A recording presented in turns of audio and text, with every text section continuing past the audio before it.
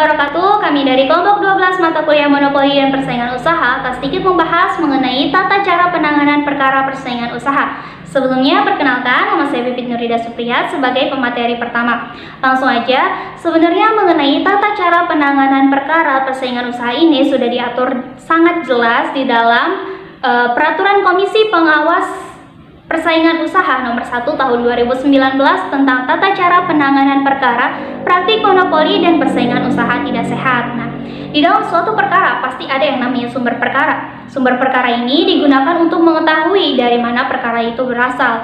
Nah, di dalam KPPU, perkara-perkara ini biasanya berasal dari dua sumber. Yang pertama bisa dari laporan dan yang kedua bisa dari inisiatif komisi. Yang pertama itu berasal dari laporan, berarti perkara yang sedang ditangani oleh KPPU ini berasal dari laporan yang diajukan oleh masyarakat luas, baik itu individu maupun kelompok atau pihak-pihak yang merasa dirugikan akan suatu tindakan usaha tertentu. Nah, kemudian dalam laporan tersebut harus berbahasa Indonesia dan harus memuat setidaknya identitas pelapor, identitas terlapor, saksi, dan uraian secara cermat, lengkap, dan jelas mengenai mengenai suatu tindakan yang diduga telah melanggar Undang-Undang Larangan Praktik Monopoli disertai dengan alat bukti pelanggarannya. Nah, kemudian setelah laporan tersebut diterima oleh KPPU selanjutnya melakukan klarifikasi. Artinya KPPU selanjutnya memeriksa berkas laporan tersebut, apakah laporan tersebut telah sesuai dengan syarat administrasi yang ada di KPPU, apakah laporan tersebut merupakan kompetensi absolut dari KPPU dan apakah laporan tersebut tindakan yang diduga melanggar tersebut telah sesuai dengan undang-undang yang dilanggarnya. Nah, apabila ternyata laporan tersebut tidak sesuai dengan ketentuan KPPU dan laporan tersebut bukan kompetensi absolut dari KPPU, maka penanganan laporan tersebut dihentikan. Namun apabila laporan tersebut tidak lengkap, misalkan ternyata tindakan yang dilakukan tersebut belum sesuai dengan undang-undang yang dilanggarnya, maka KPPU kemudian meminta pelapor untuk memperjelas mengenai laporannya.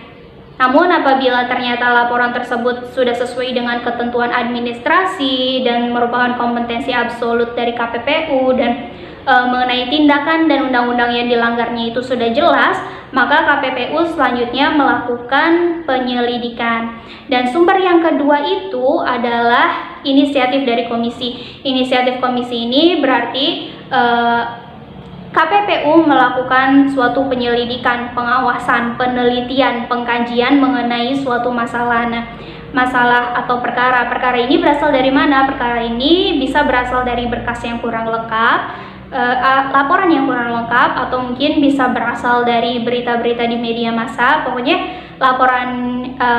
Pokoknya sumber kajiannya itu dari sumber-sumber yang bisa dipertanggungjawabkan. Selanjutnya itu adalah penyelidikan. Penyelidikan ini dilakukan oleh unit kerja penyelidikan atau investigator. Nah, unit kerja penyelidikan ini kemudian melakukan penyelidikan selama-lamanya itu 60 hari. Kemudian bila penyelidikan telah selesai dan menurut investigator bukti-bukti yang dikumpulkan ini sudah lengkap, maka kemudian diserahkanlah hasil laporan penyelidikan ke unit kerja pemberkasan untuk selanjutnya dilakukan penyusunan pemberkasan untuk pelaporan. Nah, namun apabila laporan yang diajukan oleh investigator ini ternyata tidak sesuai dengan ketentuan, maka laporan tersebut dikembalikan kepada investigator dan penanganan perkara tersebut diberhentikan. Namun apabila laporan tersebut dinilai kurang lengkap, maka laporan tersebut akan dikembalikan kepada investigator untuk lebih dilengkapi lagi. Dan apabila laporan tersebut ternyata sudah sesuai dengan ketentuan dan semua ketentuan baik itu administrasi terus undang-undang yang dilanggar dengan tindakan yang dilanggar itu sesuai dan lain sebagainya, maka selanjutnya adalah dibuatlah komisi majelis. Komisi majelis ini bertugas untuk melakukan pengadilan atau persidangan. Kemudian dilakukanlah persidangan.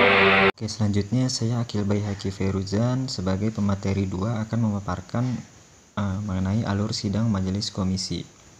Setelah menerima laporan pelanggaran dari investigator, KPPU melakukan pemeriksaan pendahuluan setelah 30 hari dari diterimanya laporan pelanggaran, yang kemudian dilanjut kepada pemeriksaan lanjutan.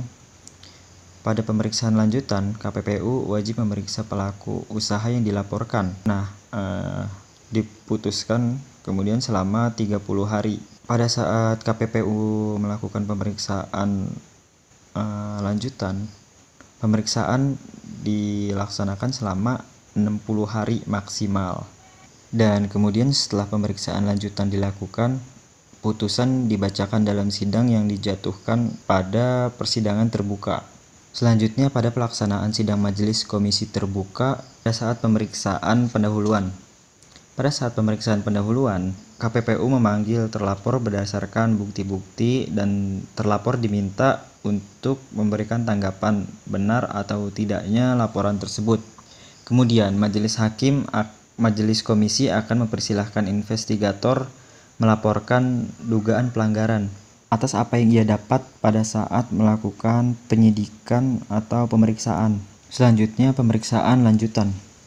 Pelaksanaan pemeriksaan lanjutan itu terkait pemeriksaan saksi, pemeriksaan ahli, pemeriksaan terlapor, dan pemeriksaan alat bukti. Alat bukti tersebut bisa berupa surat, dokumen, atau yang lain-lain. Kemudian setelah melewati kedua proses pemeriksaan tersebut, KPPU berhak melakukan putusan. Nah, KPPU wajib membacakan putusannya secara terbuka selama 30 hari sejak diterimanya pemberitahuan tersebut. Apabila terlapor keberatan, terlapor bisa mengajukan banding ke pengadilan negeri. Nah, apabila tidak keberatan, maka putusan komisi telah mempunyai kekuatan hukum. Sekian dari kelompok kami, kurang lebihnya mohon maaf. Semoga dapat bermanfaat. Terima kasih. Wassalamualaikum warahmatullahi wabarakatuh.